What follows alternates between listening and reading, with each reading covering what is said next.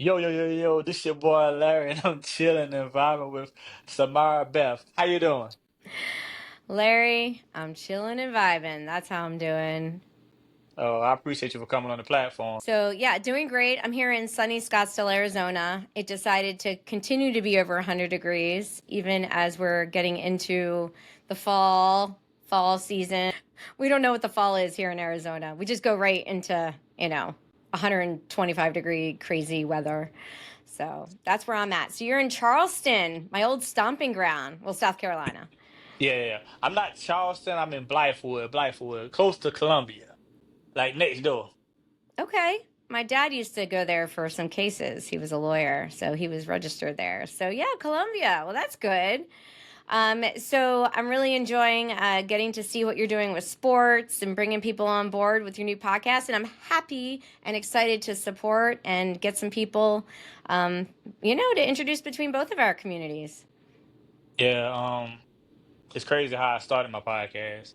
It's an interesting story, but that's a story for another day. But yeah, it's been interesting, meeting a lot of people, networking, and I know in your business, I know you network a lot. So how has that been going? Yes, I do network a lot. I'm constantly going to events and retreats and then also producing them as well. But I do love networking. I don't know if you know this, but I've lived in, I think it's 12 US cities, one Canadian province.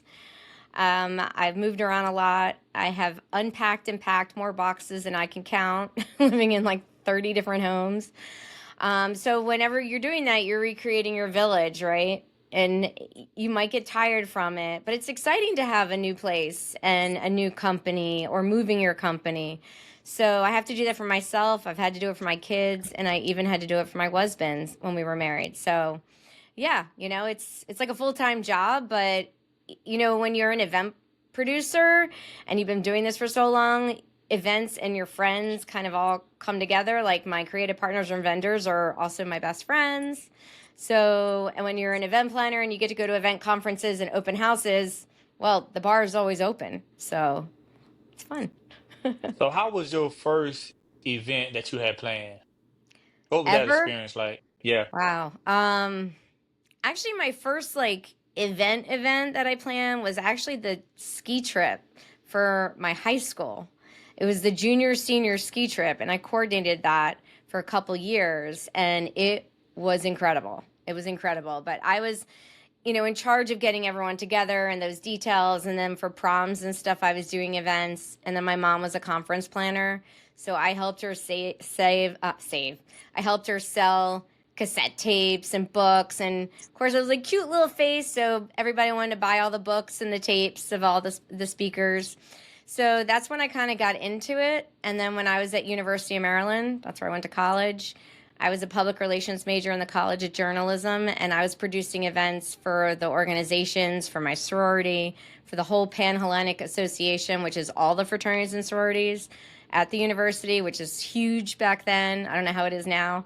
But so yeah, so I was always planning events, and I was a balloon artist. How fun's that? Like, I mean, my college job was at a balloon shop that was like cards, gifts, gift baskets. We did corporate gifts. Whenever it was like Valentine's Day, all the athletes would be lining out. All these like really great, awesome, like the basketball players and the football players, all of them, they would all come to get their girlfriends or their dates, roses and balloons and teddy bears and cards. And so we got to do that. And that was really fun because that was like the beginning of my interaction with the athletes at the school. And then we hung out with them sometimes. So that was fun.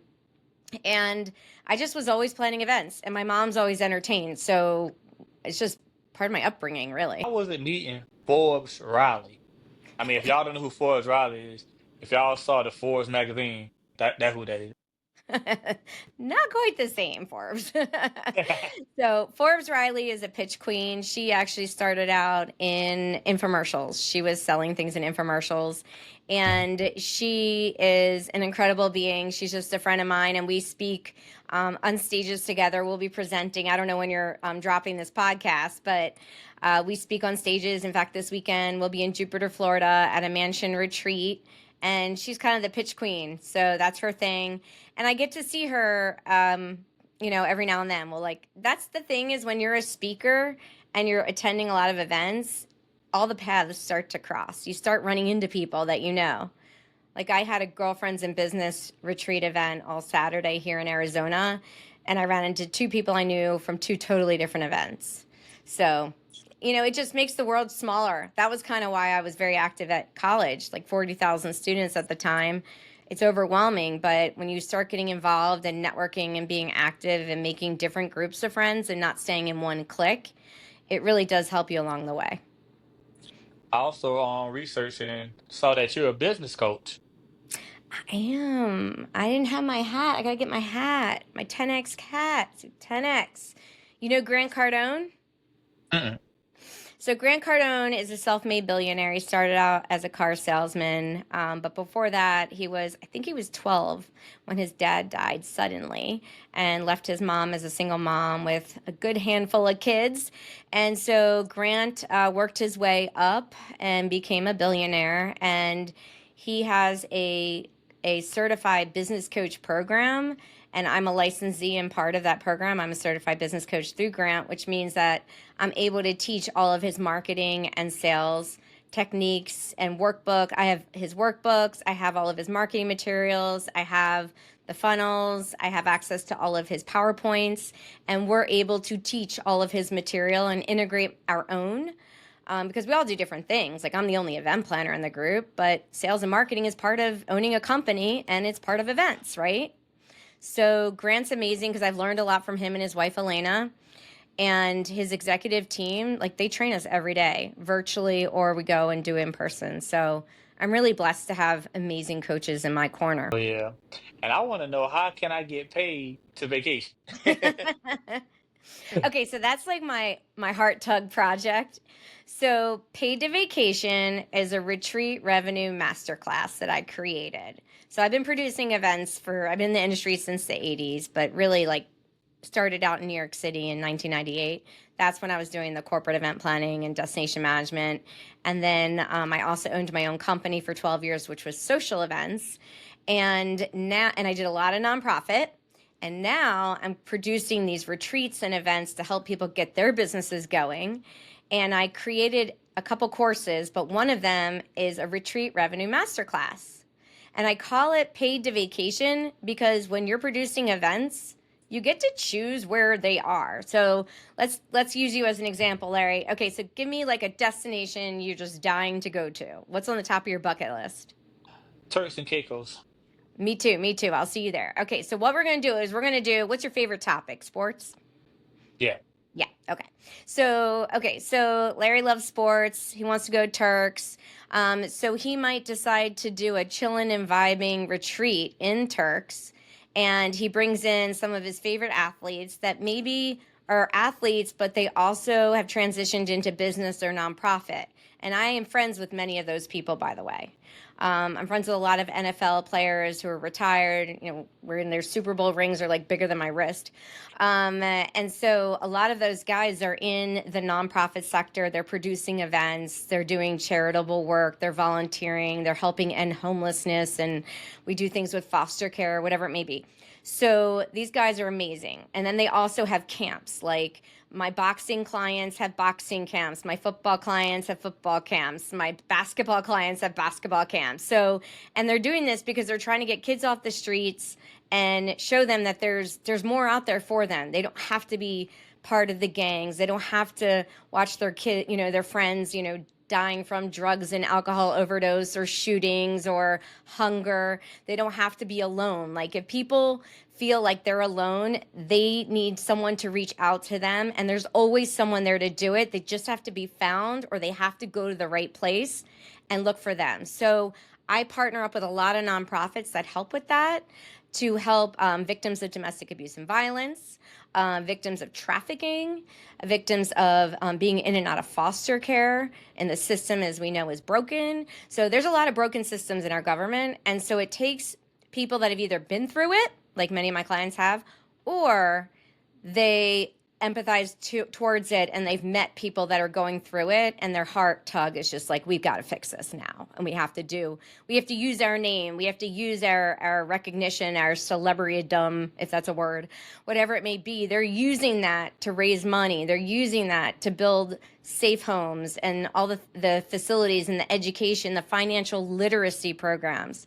So for you, let's say we do Turks and Caicos and you want to get your favorite athletes to be part of it. You tie it to a nonprofit, which is a 501c3. You got to make sure they're fully registered. It can't be en route.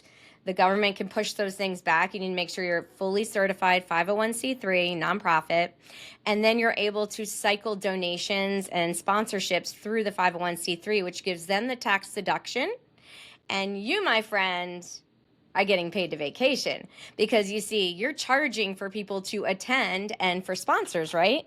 And when you do that, what's happening is they're paying for you to go, and you get to go and hang out with your favorite people on the planet, right? And you get to plan whatever types of events you want to do. You want to do like dancing, trivia, sitting by the bar, tiki bar, go on a yacht trip, educational but fun, fungicational, funergy. It's about tying all these things together, because how many times have you been like, okay, I really want to go to Turks, and I want to go to Dubai, and I want to go to here and there and everywhere. You want to go to, wherever. And you want to go to climb Mount Everest, not Elvisist. Climb Mount Everest, and go volunteer in like a home, a community in Africa. Like, these are actually things we do, where you're climbing the mountain with cancer survivors, and then you're adopting a village, and you're going and you're bringing them cell phones and electronics and teaching them how to do different things, and just be there. Like, let them wear your sunglasses. Like, how fun Yeah. for them. That's super fun, right? Put on the hat, give them some gear, cool clothes to wear. It really makes a difference in people's lives. But at the same time, you're getting paid to produce this event, and your airfare, and and the course is a TRIPS blueprint. It's a 5-module blueprint that I created. So it's TRIPS. T is transformation. And transformation is sometimes as much you as it is everyone that's coming, because you're going to see other people in a different light when you produce a more intimate event. The big conferences, it's like you're in and out, it's hard, it's overwhelming, right? And I've been doing those for years. But those more intimate retreats and events, the workshops, the masterminds, the summits, the smaller ones, it's life-changing. You'll make lifelong friends. They'll Yeah. make lifelong friends. You'll create partnerships. A lot of business partnerships come out of that. And sometimes you might end up with a girlfriend or a wife or something after that. Who knows? You never know. Never know. We never know. That's T, transformation. You're transforming each other. R is for recharge. So recharge is interesting because you're recharging yourself. You always see recharge. You think of what? When you think of recharge, what do you think of? Like, Charging back up, resting. Yeah. there you go. There you go. Because you're such an athlete. Of course you think that. So charging back up, doing wrestling or recharging, when you're on the bench, you might need to recharge during a sport, right, in the middle of the game. Recharging, like some people, it's yoga and Pilates and breathing and sound meditations and stuff like that. For other people, it's having recharging stations at your event so they can recharge their devices so they're not stressed out because everything is dead. Whoops, sorry. That was literally dead. So that's recharge. And then I is ideal client. So we teach you how to get your ideal client, how to find them, how to use social media, how to use email marketing, campaign marketing, how to use networking events, and then how to target the right people. And then that is I. And then P is planning. That's like the biggest one. We're actually in that right now in week 4. Planning is all of it, from booking the venue, learning about hotel contracts and resort contracts and room blocks, to finding the right destination and why it's good to be closer to an airport or further away from airports, by a main road, away from a main road, just different destinations. and then the resources and the things that they have on property, like whether it's an Airbnb or a hotel or a resort or, just a banquet hall or a restaurant. It could be anywhere.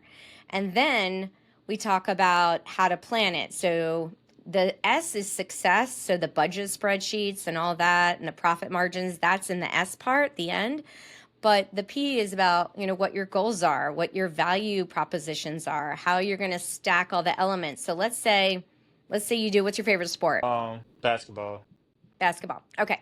So let's say you're doing basketball as a retreat, and who would be your target audience? Like your dream, what would it be? My target, but my audience, I want to, like, inspire young kids, like you say, get young kids that, less fortunate, to show them that there's more options in the world. Perfect. So you could do a brother, they have the brothers and sisters program is a really big one. So you could mentor, you could have a kids basketball mentorship camp. And I know Bridget, she is a former WNBA player. We've done events for her, and she has a camp in Chicago and in Phoenix in the inner cities. So you could partner up with some NBA players or WNBA players, and you could adopt, the kids and kind of be their mentor, like you're their brother, right? And you Hmm. could bring in some other players, and it may just be a bunch of your friends. And this could be a great guys retreat. It doesn't even have to be. It could just be like, for example, I'm doing a mother daughter cruise retreat this summer, and I've reserved 100 cabins, and it's for mothers and grandmothers and and their daughters and granddaughters, and then it's also sister-in-law, stepmother, mother-in-law, whatever. But it's a generational legacy cruise for women to be bonding, on a Hmm. 7 night cruise to Dominican Republic and to the islands, and it's going to be gorgeous. It's amazing, but it's an opportunity for us to also bring in speakers to help the girls, like how to identify trafficking and how not to trust or who to trust. It's not easy with social media now, right? You've got kids. Yeah. You have a daughter and a son, or just a daughter? She's adorable. She's like your walking billboard. So you're so Yeah. smart, Larry, because you have your daughter as a walking billboard. She's wearing your chilling and vibing clothes. She's probably wearing it to school, and people are like, "What's that?" And they're like, "Oh, that's my daddy's." And so, and then a kid goes home and he's like, "What's her name? Nia." So Mhm. Nia wore this really cool hat and T-shirt to school today. And they're like, well, what is it? Oh, it's chilling and vibing. Oh yeah, what's that? And then they start talking about it, and Mhm. so and then you never know who your next client is or your next podcast guest. And so kids are great to do the marketing for you. And when you're doing these retreats and events to get paid to vacation, the key is to have such a good organized event planned, whether it's 3 days or whatever you decide to do, that you can just redo it. The first one's always the hardest. But Yeah. once you get that first one under your, just like podcasting, I bet that first one, that was like, was tough, right? Yeah. It's tough. I used to have one. I used to have one. And so it's tough in the beginning, and you feel kind of stupid talking to yourself. You're like, I Yeah. know I you went. were I went doing through that. that. Yeah, I went through that. I was kind of nervous at first. I was like, man, because at first, I was like, man, I'm gonna be sitting here kind of talking to myself. Granted, I'm gonna be looking to somebody, but how's that gonna feel? I'm in the room by myself, but I mean, I just look at it as FaceTiming now. That's right. And fortunately for you, like with when COVID happened, everyone got so used to being on Zoom and stuff, so you kind of get more used to it. But if podcasting's been out way longer, like a decade before, and it wasn't as busy. It was more like your tech geeks, right? And now it's like everybody's podcasting, and you get to your first 10 in your landmark, and then you keep going. And it's the same thing with events. You get through the first one, and then you're like, what do I like? What do I not like? You survey everybody, you look at your analytics and all that stuff. You look at your assets, what was working, marketing through this or that, and you analyze all that, and then you see, I will say, if the first event breaks even, but you got a free trip, you didn't pay for the trip part, you break even, and you have a load of tax deductions, it's worth it right then and there, because you've actually gotten paid to vacation by breaking even. So Mhm. so that's like your worst case scenario. You shouldn't be losing money on these things. But certain things like you do the first time, like you might have some of the flag banners, and you might have a table with a banner and all the hospitality stuff when they check in, and you might order up a ton of hats and t-shirts and, I don't know, stress balls or whatever you're ordering. And so you're buying them based on a minimum. So you're probably buying like 200 or 100 and you only have like maybe 15 people at your first retreat. That's okay because you're going to reuse that and Oh yeah. do, yeah. So it's like, that's why I'm saying the first one, once you get that under your belt, it's easier moving forward because then you don't have to keep ordering like some of that stuff you already have, like your promo stuff. Do you have like a store, like a Shopify or something? I actually do. Chillinandvibingmerch.com. And I was about to talk about that because I went through that when I first started doing my merchandise. Um, People telling me, "Oh, I want a shirt, I want a hat," and when it came in, they're nowhere to be found. So I'm stuck with a 4X and I'm a large. So, but eventually it got sold. But like now I got my website, so that won't even happen. If you want to order it, you can go to chillinandvibingmerch.com and you can get your t-shirt, a hat, a sweater, a hoodie, a koozie to put your drinks in. I think you need tailgating gear. That too, because Carolina football, Gamecocks, they're looking kind of good this year. I did go to Hopefully they beat Maryland. Ole I am a Miss. Terp. Huh? I'm a Terp. North Carolina basketball, we were like big. We would just hit head on. Yeah, the Tar Heels, yeah, they always keep a good basketball team. Them Yeah. and Duke. Them and Duke. That's right. That's right. So that's a good opportunity for you to spread your word too, because you can kind of promote your products with your events and your events with your products, and they go hand in hand. So let me tell you about this amazing. I have a couple events coming up that are really cool, and they're kind Mhm. of sports related. So I want to talk about them. Can I? Can I? Go ahead. You can't say no to me now, Larry. You know that. You're like, I'm not saying no to that face right there. So here's what I gotta say. I got two events coming up. I don't know, when do you drop this podcast? Because you might drop it after the event. Soon, soon. So soon, so soon, Soon, like soon. Soon, within the soon, week. soon, Okay, soon, soon. soon, soon. Okay, so he's not guaranteeing a date or a time, but he says soon, soon. That means it's coming soon. So we've got two events. One, I live in Scottsdale, which is like Phoenix, right? So if you're driving distance or whatever, it's worth it to come. On October 15th, we're doing a Guardian tactical event. I have prior military police force who are coming in to do a private 4-hour event with training with basic firearms, and then we have upgrades to other kinds of rifles and other kind of firearms. But this is a really cool event because it's an hour and a half of you're learning how to shoot, and then you're at the range, but it's an indoor range, and it's cool because you have private range areas. So there's no one else besides our group there. And then you have a simulator that you can kill zombies and terrorists in, and which is really fun. It's like out of like Men in Black, when they go and they kill off the aliens. So it's a cool simulator, and so you can practice your shooting and stuff like that. And oh wait, hold on. There you go. Nice. That was my Somebody, first day back in. That was I see you so. still got the target there. You ain't missing. Yeah, for those who can't see and they're listening, I have my target taped on the wall. It was the first time I had held a gun in 8 years because we lived in Houston, then we moved to Vancouver, and in Canada we couldn't have any guns there, so the whole gun safe stayed in Houston in friends' garages, and then we came to Scottsdale and had it delivered there. But yeah, so my dad passed away recently, and when he died, I got his Glock, and he was holding my pistol. So we had that, and I just went back in it. Not that I'm running around shooting things because I'm not, um, but I am a prior military spouse, so we kind of have that upbringing. I'm glad you said that about that event because gun safety is really important now. I'm gonna tell you about a story. I rarely talk about it, but growing up when I was young, me and a couple guys, we was at his friend house, and they was playing with a gun, and he was pointing the gun at me, and I was like, "Yo, hey, I don't play like that, man. Don't point no gun at me." And he's like, man, Larry, I'm just playing, man. I ain't gonna shoot you. Ha ha ha ha Mm. ha. I'm like, man, I do not play like that, man. Hey, oh man, I'm gonna put the gun down. So you put the gun down. I left, went back to play basketball, being a kid, running around the neighborhood playing basketball, and then he shot somebody Oh, jeez. with that same gun.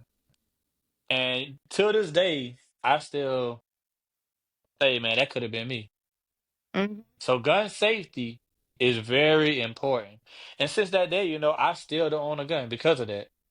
I say I want to get one, but I want to go through the course. I wish I was close to Arizona because I definitely would come to that training. But I got to get over that fear because I want to have a gun to protect me and my daughter, from any harm. Yep. But that right there, man, whoo, bring tears to my eyes because I just keep thinking like, man, after that happened, I'm like, man, he was pointing that same gun at me. That could have been me. It's unbelievable. And you're one of so many people, especially with kids. What happened with me is, well, and thank you for sharing that story, because it is really important for people to learn about the safety of it and to learn how to disarm it if somebody comes is an intruder in your home, or just out on the street. I mean, so what happened with me is I was anti-gun, and I grew up in Baltimore, and there were shootings and stabbings and everything all the time growing up.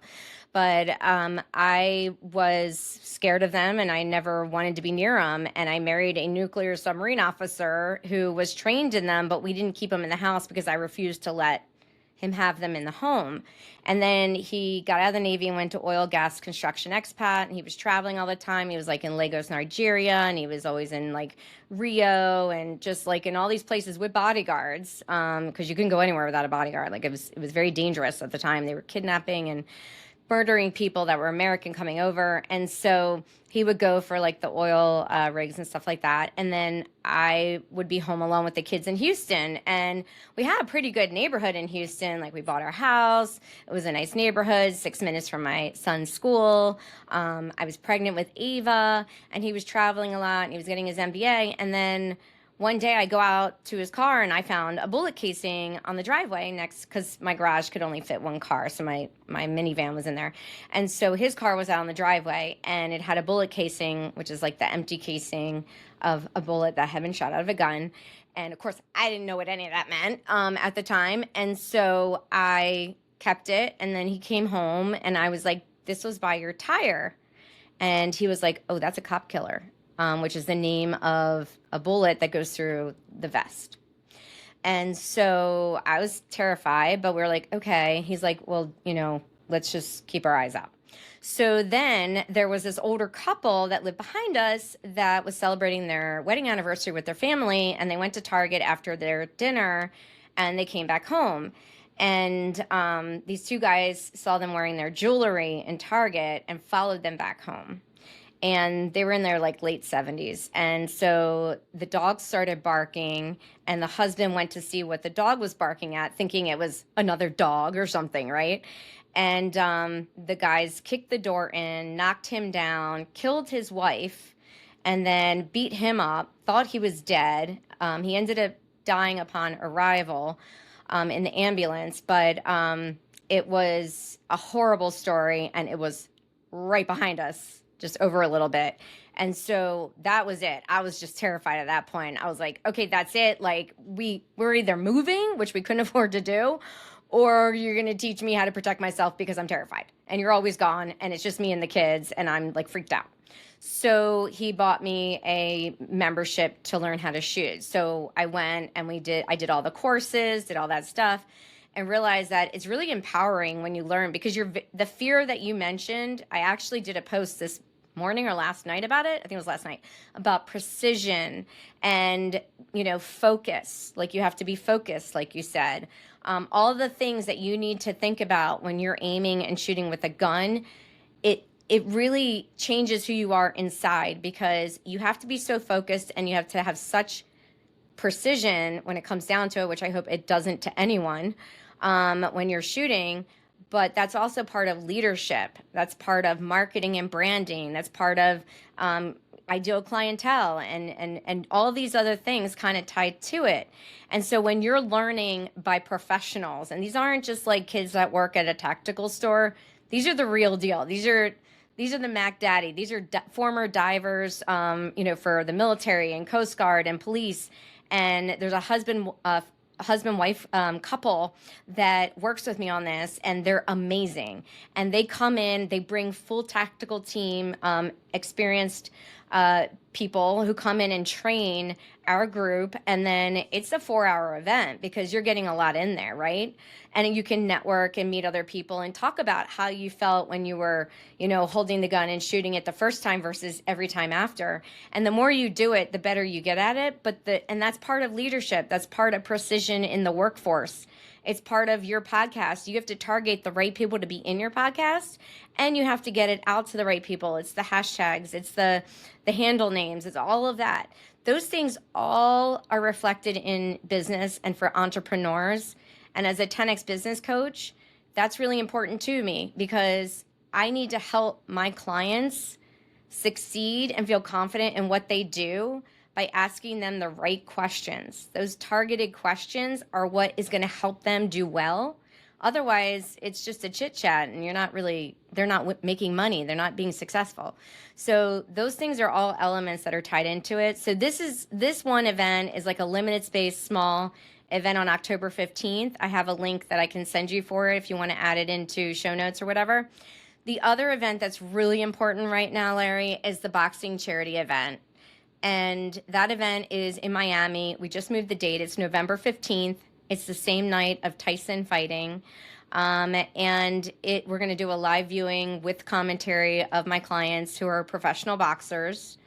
I don't know how familiar you are with boxing, but Nate, the Galaxy Warrior, he is a 3-time world title holding boxer. He owns his own gym in Jacksonville, Florida, called the Galaxy Refuge. Nate was in and out of foster care as a kid. He needed somewhere to focus his anger, and he has been among the best of the best as a fighter. And now he manages my other clients. And so that would be Danny Champ Calafel. And I can send you all this too. And Claudio, the Matrix, who's from Dominican Republic, love him. He had an amazing story growing up in Dominican Republic in the worst of the worst. He says he was it's like being a rat in the gutters. It was really a tough upbringing for him. And Mike Tyson went over there secretly to bring him to the United States to represent him. That's how good he is. He's the best Latino fighter out there. And then Champ is in Miami, and he grew up on the streets, And so I have all their stories. We're creating legacy documentaries for them. And this event is partnered with a nonprofit that my friend has called Unsilenced Voices. And she started out going to Ghana and Sierra Leone and other places in Africa, helping children and women who are being trafficked, who are being abused, like all kinds of situations, building educational centers and villages and helping the women. But now they are also in the United States. And so we partnered with them because they're trying to raise $2 million to open the centers so that kids and these women have somewhere to go, to get the financial literacy, the education, to have therapy for domestic violence and abuse therapies. And to have a community of people, like a safe space, So that event is going to be Mr. Cheeks and our surprise guest, Mr. Cheeks from Lost Boys. So he's performing. We are having a Marley, yes, Bob Marley's family, grandson, is going to be a special guest. And then we have some other people that are trying to look at their schedules because we just changed the date on Friday. It was going to be in October. But we're going to do a live screening of the fight, and the boxers are going to be doing commentaries. We'll have the nonprofit there, some survivors there, food trucks, and just like a really fun community event. And it's taking place in North Miami at a bodybuilder's gym where a ton of athletes work out there. Professional athletes, Larry. You'd be like walking, you're like, oh my God, that's Amara that just walked by. Or you'd be like, oh my God, who is that? Who dat? I know who that is. Like, these are Yeah. So this is the place to be. It's November 15th. It's a Friday night and it's going to be epic. Hey, that's what's up. Hopefully, I'll be able to fit that in my schedule and come to Miami. I was in Miami. I was, uh, yeah, a few years ago. No, it was a year ago. 'Cause my daughter first cruise. We went to Miami and we left from Miami and that was her first cruise. And before we got off her first cruise, she want to go on another one. But Daddy, when we going Smart again? I'm like, girl. baby, we still on this one. Oh my gosh. We did the Disney cruise when we lived in Houston. We did the Disney cruise with the kids out of Galveston. Oh my gosh. My daughter was still at that age where it was like princesses and Goofy and Mickey, and my son is 6 years older. He's like, whatever, it's not really them. And I'm like, stop being the spoil alert. Like she's 6 years younger. Just let her enjoy her princess outfits. And Oh so yeah, it's super my daughter, fun. Cruising's she great. done brought that one up too. Yeah, cruising is lovely, man. You supposed to relax, but you really don't. No, there's no relaxing because you're go go go. You're like, oh, it's trivia over here, and oh my god, they're doing surfing over there, and you're playing basketball out here, and then there's ice cream sundae bar, and then the midnight chocolate buffet, and you do have to lose like 10 pounds before you go on a cruise because you're instantly going to gain weight because it's all you can eat soft serve ice cream, like desserts everywhere. Whatever you want to eat, pizza, whatever. It's, oh my gosh, it's so much fun, but it's so much eating. It is. My daughter, she just want to stay and get in the pool. Like she is a mermaid. We wake up, Daddy, are we gonna get in the pool today? Like, yeah, baby, just wait. We gonna get in there. Oh, Let's go eat breakfast first. I love that. My daughter's on swim team. She should keep that Oh, up. That's yeah, really she great. she she loved it. She loved getting in the water like every summer. Cause I had put in swimming lessons and she did good.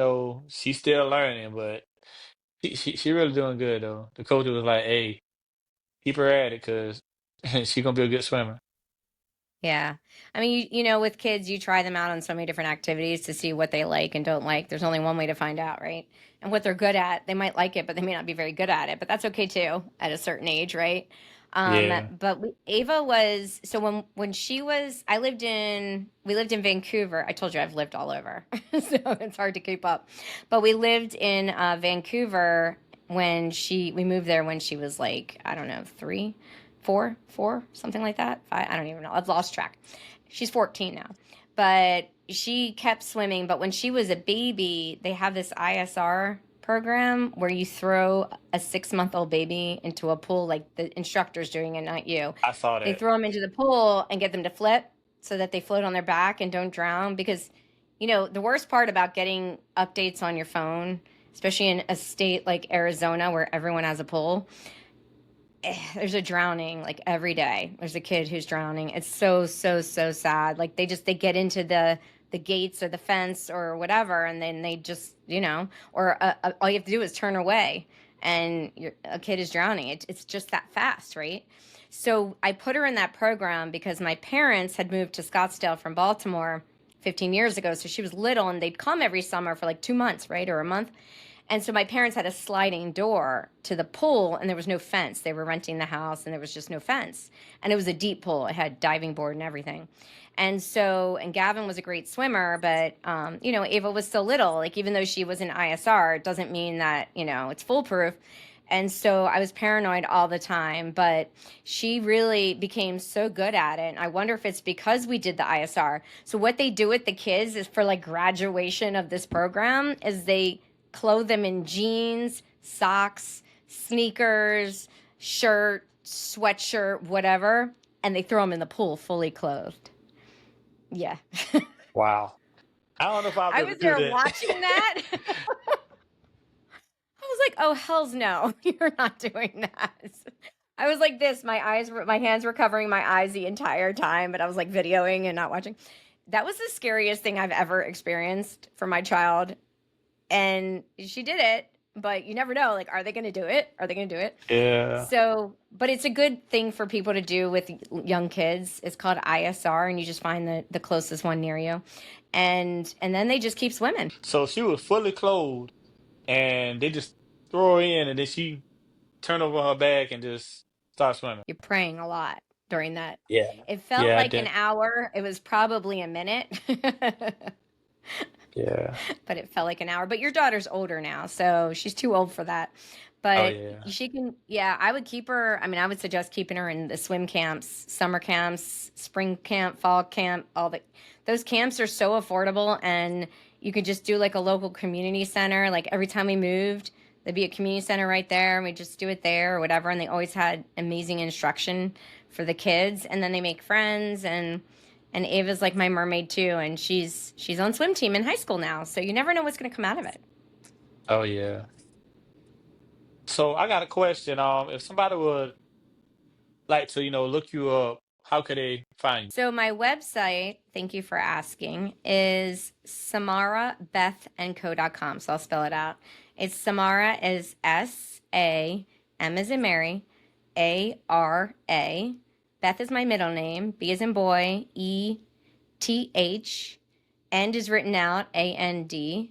And then co is C-O.com. So samarabethandco.com. And you can find links to my socials. And my social medias are all Samara Beth and Co. as well. You can find me on Instagram. My Facebook is a little bit different. I think company is written out. But you can find me through my website. It has all the links. So just click on them from there. And to find upcoming events and all my courses, my masterminds, my courses, and my business coaching, when you go to the top bar on my website, you'll see expertise, which will have, coaching. It'll have my programs. It has my events. And then you'll see events as well listed on there. So different events with registration, landing pages are on there. And if somebody has a retreat or event, they want to, hire me to produce or partner or work with them or do just even one-on-one Q&A, like that's cool too. Like there's some of that, action that you could do too. And then I send out my digital business card to people. It's too hard to like, I can give it to you and you can put it in the link. Yeah. So Well, Samara Beth, I appreciate you for coming on. But before we go, let everybody know what we do. chilling and vibing, chilling and vibing. Oh yeah. Appreciate you. Thank you.